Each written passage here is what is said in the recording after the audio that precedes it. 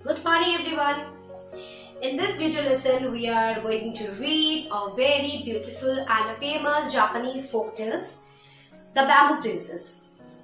आपके किताब unit 4B में ये कहानी है। ये कहानी बांस की राजकुमारी की है। तो आप लोगों को लगता होगा या आप लोगों को लग रहा है कि बांस की राजकुमारी कैसी होती है। राजकुमारी तो राजा के बेटी को कहा जाता है, तो राजा का बेटी बांस की राजकुमारी कैसे बन सकती है। तो इसी पर ये कहानी आधारित है और हम लोग जानने की कोशिश करेंगे कि कैसे ये बांस की राजकुमारी नामकरण किया गया है इस कहानी का। तो उससे पहले हम लोग ये जानते हैं बच्चों कि ये फोक टेल्स जो अभी मैंने बताया कि it is a Japanese folk tales, तो ये फोक टेल्स क्या होती है। तो बच्चों, लोक कथाएं फोक कथाएं होती है जो किसी समाज या सभ्यता के बारे में मौखिक तौर पर उस समाज या सभ्यता के लोगों को एक पीढ़ी दूसरे पीढ़ी को बताते हैं और किसी को पता नहीं कि इसको लिखने वाला कौन है। और ये कहानियां खास तौर पर दादा दादी नाना नानी यही हम लोगों को बताते हैं।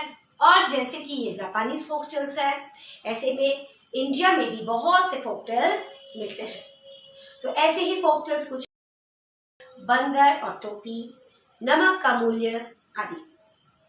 भारतीय समाज में चूंकि बहुत ही विविधताएं नजर आती है, तो भारतीय समाज में भाषाओं के आधार पर और अन्य विविधताओं के आधार पर एक क्षेत्र से दूसरे क्षेत्र पर अलग अलग लोक कथाएं मौजूद हैं। और क्षेत्र परिवर्तित होने के साथ साथ ये कथाएं भी थोड़े बहुत परिवर्तन के साथ सुनने को मिलती हैं। और इस कथाएं हम लोगों को उस समाज, उस संस्कृति, उस सभ्यता के बारे में हम लोगों की एक पहचान दिलाती है। अब हम लोग जानेंगे, जैसे कि आप लोगों को किताब में दिया गया है, डू यू नो, क्या आप जानते हो व्हाट आर फोक टेल्स। तो फोक टेल्स क्या है वो तो हम लोगों ने जान लिया। अब आगे देखते हैं, what type of story do you like. आपसे पूछा जा रहा है कि आपको किस तरह का कहानी पढ़ना पसंद है। जैसे किसी किसी को जीव जंतुओं पर कहानी पढ़ना पसंद है, तो किसी को राजा रानियों का। तो इस तरह का सबका अलग अलग रुचि होता है, अलग अलग कहानी उसको पसंद आती है। जैसे आप लोगों को पंचतंत्र की कहानी तो जरूर पसंद आती होगी बच्चों। इसके अलावा भी जातक कथाएं भी काफी अच्छी लगती है। अगर आप लोगों ने नहीं पढ़ा है तो आप लोग जरूर उसे पढ़ो। तो अब हम लोग क्या करने वाले हैं, now we read the folk tale of Japan and enjoy the story. तो स्टूडेंट, আমি আজ তোমাদেরকে লোককথা একটা শোনাতে চলেছি, সেটা হচ্ছে জাপানি লোককথা। ভারতে অনেক লোককথা তোমরা শুনেছো, আই থিঙ্ক তোমরা ঠাকুমার ঝুলি নিশ্চয়ই শুনে থাকবে। তো এখনো পর্যন্ত আমরা যা ডিসকাস করলাম তাতে তোমরা বুঝতে পেরেছো যে আজ আমরা জাপানের একটা খুবই প্রসিদ্ধ লোককথা সম্বন্ধে পড়তে চলেছি এবং এই গল্পটির নাম হচ্ছে বাঁশের রাজকুমারী। তো বাঁশের রাজকুমারী কিভাবে হবে তার সম্বন্ধে আমরা জানবো। আর তার আগে তোমাদেরকে বলে দিই যে লোককথা তো তোমরাও অনেক বাংলা লোককথা শুনে থাকবে, আর তার একটা সব থেকে বড় উদাহরণ হচ্ছে ঠাকুমার ঝুলি।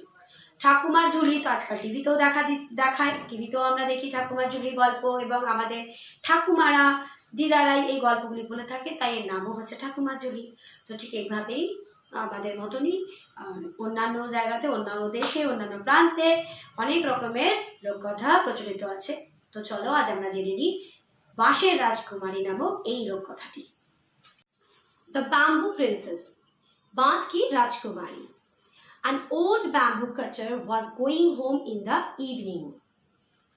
बांस काटने वाला एक बूढ़ा व्यक्ति एक शाम अपने घर लौट रहा था। Far away among the stalks of the feathery bamboo, he saw a soft light. दूर नरम बांसों के डंडियों के बीच से उसे एक हल्की रोशनी नजर आई। He went nearer to see what it was and found it came from within one of the stalks. उसने पास जाकर देखना चाहा कि वो क्या है, और उसने पाया वो रोशनी बांस के डंडलों के बीच से आ रही थी। He opened the bamboo stalk carefully and found a tiny baby girl.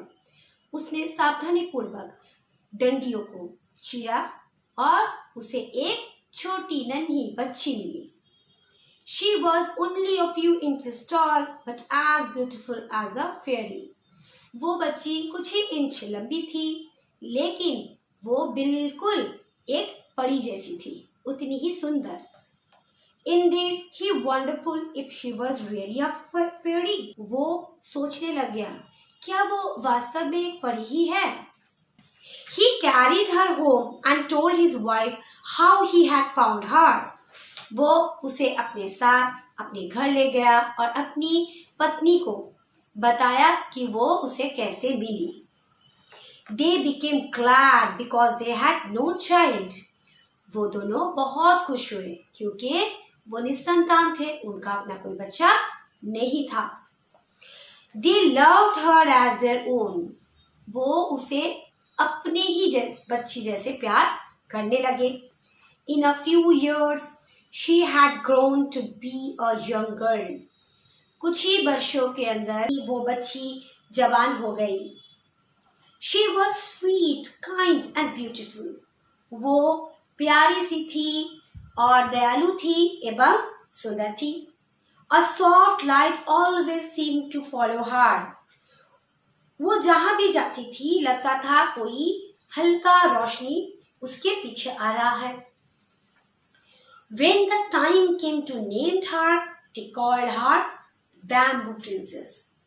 जब उस बच्ची का नामकरण करने का वक्त आया, तो उन्होंने उसका नाम बैम्बू प्रिंसेस यानी बांस की राजकुमारी रख दिया। Because she was found among the bamboos, क्योंकि वो बच्ची उन्हें बांस के डंडलों के बीच मिली थी। She was pretty and different from others. वो बहुत सुंदर थी और सबसे अलग थी।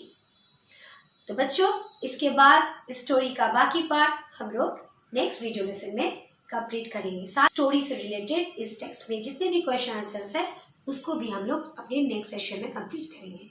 और आज का पार्ट को मन लगा कर पढ़िए। तो आज का वीडियो लेसन में यही समाप्त करती हूँ बच्चों, और आप लोग सोचिए कि इस कहानी में आगे क्या हो सकता है। तब तक के लिए बाय।